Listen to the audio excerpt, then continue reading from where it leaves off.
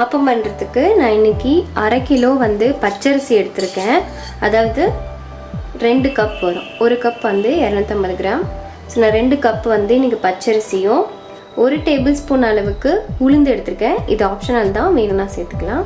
இதை வந்து 5 மணி நேரம் நல்லா ஊற வச்சு எடுத்திருக்கேன். ஸோ 4லேருந்து ஒரு 1/2 மணி நேரம் வரைக்கும் நல்லா ஊறலாம். இதுக்கு முக்கியமான இன்க்ரீடியன்ட் என்னென்னு பார்த்தீங்கன்னா, தேங்காய் வந்து நான் 1/2 கப் எடுத்திருக்கேன். அதாவது 2 கப்புக்கு வந்து 1/2 கப் துருவின தேங்காய், 1/2 கப் வந்து வடித்த சாப்பாடு. நீங்கள் ஒயிட் ரைஸ் வந்து இப்போ மதியானம் வச்சுருப்பீங்களே, அது வந்து ஒயிட் ரைஸ். ஓகேங்களா? அவ்வளோதான். தேவையான அளவுக்கு சால்ட்டு. ஃபஸ்ட்டு ஸ்டெப் என்னென்னு பார்த்துடலாம். அடுத்து நான் வந்து இன்றைக்கி கொஞ்சமாக அரைக்கிறதுனால ஜாரில் அரைக்க போகிறேன். இந்த மிக்ஸி ஜாரில். நீங்கள் நிறைய இருக்குன்னா கிரைண்டரில் அரைச்சிக்கலாம். அந்த தண்ணியெல்லாம் வடிகட்டிட்டேன்.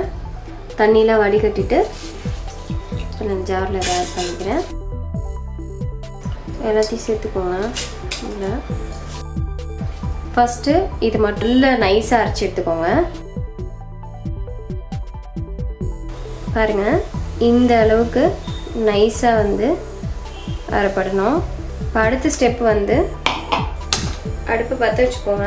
பற்ற வச்சுட்டு அதில் வந்து கொஞ்சமாக நம்ம தண்ணி சேர்த்துட்டு நம்ம அரைச்சி வச்சுருந்தோம் இல்லையா பேட்டர், அதிலிருந்து இந்த மாதிரி சின்ன கரண்டியில், அதாவது ஒரு மீடியம் சைஸ்னால் ஒரு குழிக்கரண்டியில் எடுத்துகிட்டு இந்த மாதிரி நல்லா வந்து மிக்ஸ் பண்ணிகிட்டே இருங்க.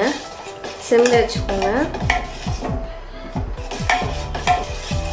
இந்த மாதிரி கிண்டிக்கிட்டே இருந்தீங்கன்னா திக்கான பதம் வந்துடும்.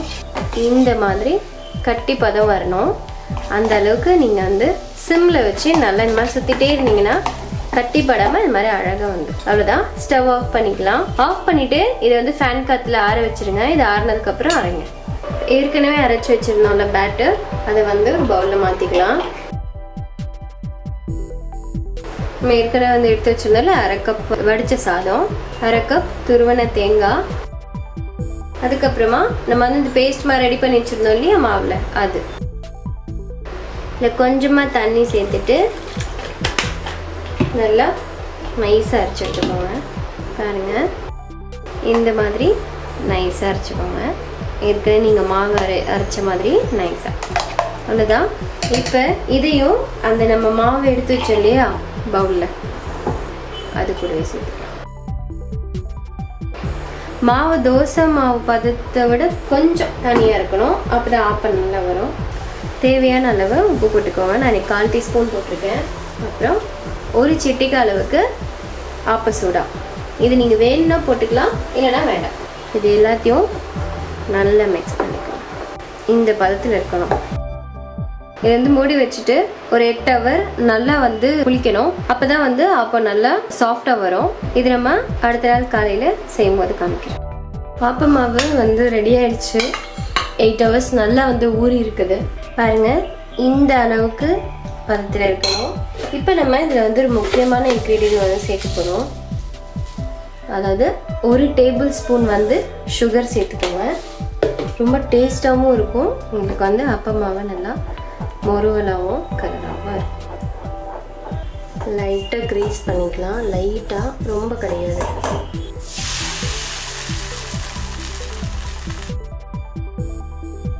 அவ்வளோதான். இது மூடி வச்சுருங்க ஒரு 2 நிமிஷம். 2 மினிட்ஸ் ஆயிடுச்சு. பாருங்கள், இவ்வளோ அழகாக வந்திருக்கு, சாஃப்டாக. இது பேர் பாலாப்பம் சொல்லுவாங்க. இதுக்கு சைட் டிஷ்ஷாக நீங்கள் வந்து தேங்காய் பால், இல்லைனா வந்து கொண்டக்கடலை கறி, இல்லைனா உருளைக்கிழங்கு கறி, இல்லை நான்வெஜ் வெஜ்ஜு எது வேணாலும் நீங்கள் யூஸ் பண்ணிக்கலாம். ஆனால் இதோட மெயினான டேஸ்ட் என்னென்னு பார்த்தீங்கன்னா தேங்காய் பால் தான் வந்து காம்பினேஷன். தேங்காய் பாலோட இதை டேஸ்ட் பண்ண போகிறேன். நீங்களும் உங்கள் வீட்டில் இதை ட்ரை பண்ணி பாருங்கள். ட்ரை பண்ணிவிட்டு எனக்கு கமெண்ட்டில் சொல்லுங்கள். அண்ட் இதே மாதிரி சூப்பரான வீடியோவில் நெக்ஸ்ட் டைம் நான் வெயிட் பண்ணுறேன். until then, bye.